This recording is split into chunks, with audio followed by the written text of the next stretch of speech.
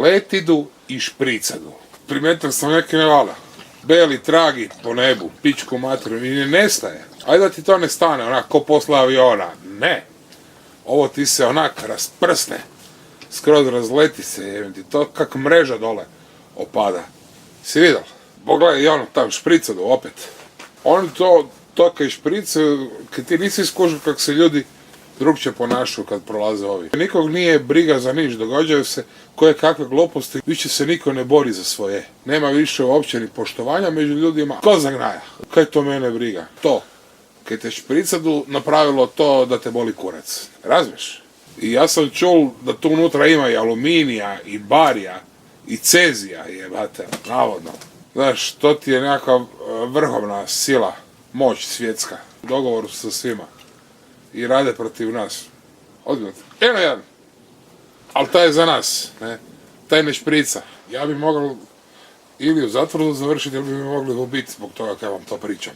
Ali ne bi šutit. Kaj budu trovali našu decu? Ja ne to prešutit. Svi vele, ma to su samo teorije zavere. Pa gle, imaš tak puno teorija zavere, jedna mora biti točna. Ja ti velim, to je ta. Osim toga, kaj teorija zavere? To je tam smislil onaj zjebani pijanac Popper, Kedelovci. S tim pričama se nabacivalo okolo pičkama. Dakle, nemaš se primiti za kaj, jer to ne postoji. To je zmišljeno od pijandure.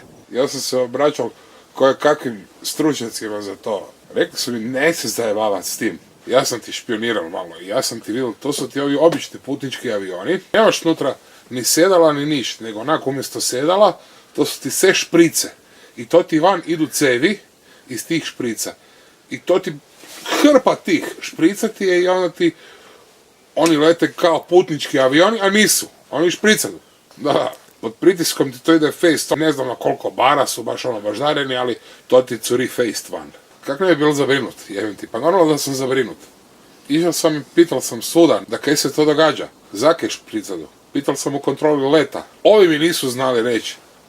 Pička materina si ti ne kontrola leta. Ako mi ti ne znaš reći kaj je to i ko to leti tad. Jel ti znaš u kojem su avionu putnik ili ne znaš? Odi vrit. To kak mi nisu ništa htjeli reći, ja sam okolo još gledal, pazi, a dosta se zna o tome, ne? A pogotovo kad su tam negdje, nisam siguran koje je, jel 2015. ili 2016. godine, Ujedinjeni narodi, UN, su priznali da špricadu. Letidu i špricadu. Ej, bracek, pa nije to rekla Bara s placa. UN je rekao. Ne znam točno koji je od njih, ali UN. Letidu i špricadu. I mi to znamo. I još mnoge vlade su priznale. Ne znam kaj je s našim vladom, ali govorili su kaj špricadu. To su teorije zavere. I onda ovaj tamo pred 2-3 leta veli, je špricamo, da. Kaj su to i dalje teorije zavere?